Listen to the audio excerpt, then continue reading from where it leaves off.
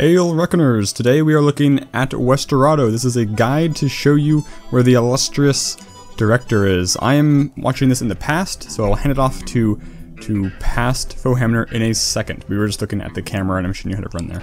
So take it away, past Foehamner. Wow, they killed each other for me. I think I shot 2 of them. That's awesome.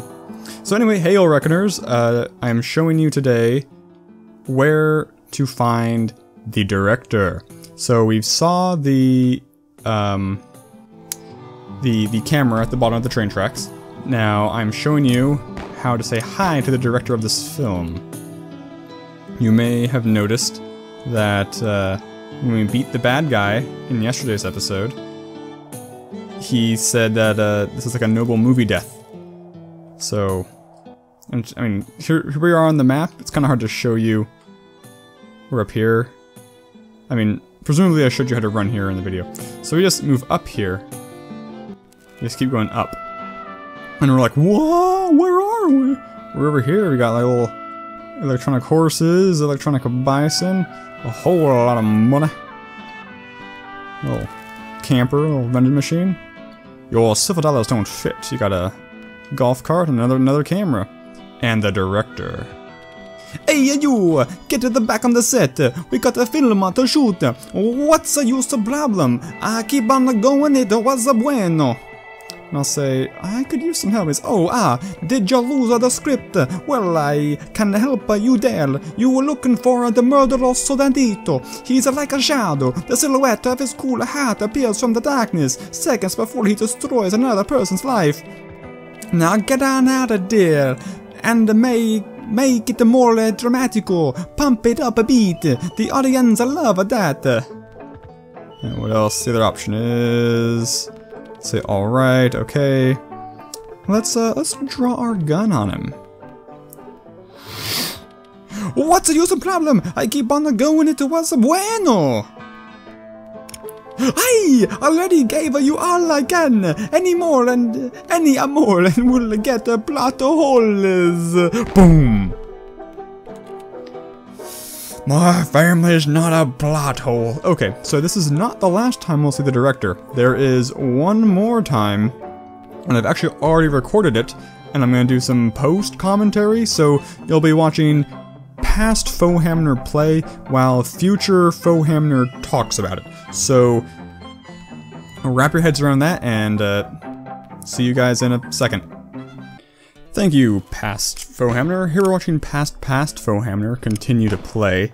So, this is probably how you're aware of the existence of the director, because presumably at some point in your gameplay, you decided just to say heck with it and just start blowing people away in the middle of the street. So, if you do that, the director comes out and is like, hey, you're ruining the movie, you're killing all the actors. I'm just gonna kill you because that makes things easier. So, people just start pouring out of all of the buildings. I'm not sure if these are people who you potentially saw walking around Clintsville earlier in the game, or if they're all just kind of like randomly generated on the fly. I really have no idea. So it's hard to tell, but there's going to be a bunch of waves, and the first wave is a bunch of guys with guns, and it's the easiest wave because they are, maybe it's not the easiest wave. I don't know, it's one of the less intense waves because all these guys have hats, and that makes it really nice. And so after you kill all the guys, all the girls come out, and they've all got shotguns, which is a little embarrassing because it's very easy to trick them into blowing each other away. You can, if you just stand still, sometimes they'll clump up like that. Oh, yep, see, got one right there.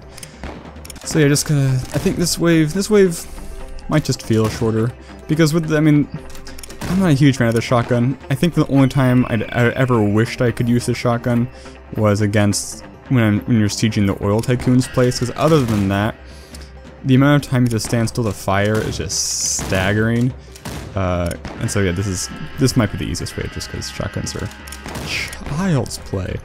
So now the Indians come out, and Indians are tricky because they technically have hats. You can shoot their feathers off to restore HP that way. I don't know if feathers, I'm not sure if the hitbox for the feathers is smaller than the hitbox for a hat. I'm not really sure. I do for a fact know that the hitbox for their tomahawks is bigger than a bullet. And it's also harder for me to see, because bullets kind of just instantaneously travel, line of death kind of thing. But with a tomahawk, I can't really tell where it is sometimes, so sometimes I'll juke out of the way and then back in. So I think in this run I actually get hit by a couple of tomahawks, which is frustrating. But I got a feather, which is way cool. That one you can see. Okay, so now here we have the two of the harder waves. The first wave is the scorpion handlers. There are 2 handlers, each one has 3 scorpions. Oh, that was a really good shot. 1 bullet scared away 4 out of the 6 scorpions in this wave. This wave's pretty straightforward, because if you shoot the scorpion handlers, the scorpions associated with that handler will burrow down. So it is tempting just to go after the scorpion handlers, and it's probably a feasible strategy. I don't really pursue it because the scorpions can strike from really far away and, you know, non-linearly, so that's pretty annoying. So after the scorpion handlers, you have the wolf handlers. Is it just 1 wolf per handler? I think that's how it works. But if you kill the handlers, the wolves don't give a crap. They still come after you. So in this one, I definitely think it's a better idea to go after the wolves first, because like the scorpions, they attack non-linearly and they're fast. So that's why in this, a lot of time kiting. To line up those hitboxes, I have a hard time with that for some reason. So just shoot them. There you go. I never like killing dogs if necessary. I think, so there's clearly we just see there's 2 consecutive waves of wolf handlers. I think that is also the case for the scorpions. I think there's 2 consecutive waves of scorpion handlers, but I can't guarantee that. It's not clear, because during these waves I'm spending so much time running around kiting. I'm not doing a very good job at all of keeping track of what I've killed and what has spawned. How is that not hitting him? Just die. At least he gave me his hat. Because the hard thing about girls, wolves, and scorpions is they do not wear hats. That would be cool if you could pick up a bonnet, though. Or there were more hat-wearing girls, like your sister. So now we've got I don't know what he calls these guys, but they're cool. They line up their shots a lot faster.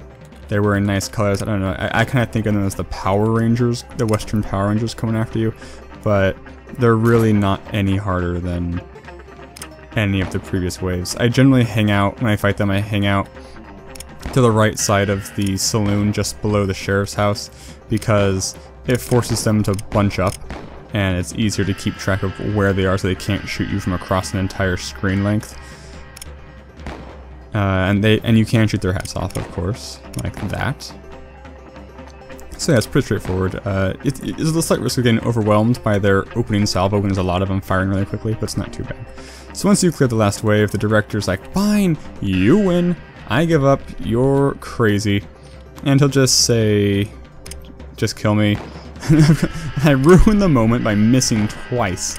And then I blow him away. And it doesn't actually show you shooting him. It just cuts to black and shows a news report of your murderous rampage as you kill all of the people on the set of a poor Western movie. So I think it'd be cool if it did it when you killed the first director, but that's the director. That's everything I know of regarding the references to this being a movie. So thanks for watching this, and there'll be more guides coming up. Hey guys, one thing I realized as I was editing this video, I forgot to mention a very important detail, and that is once you get this director murdery ending, once you it'll reset to before you murdered everyone in Clintsville. So you can do this at any point with no negative repercussions that I am aware of.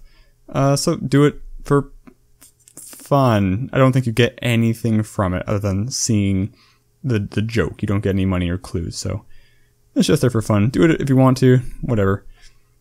Thanks again for watching, and adios.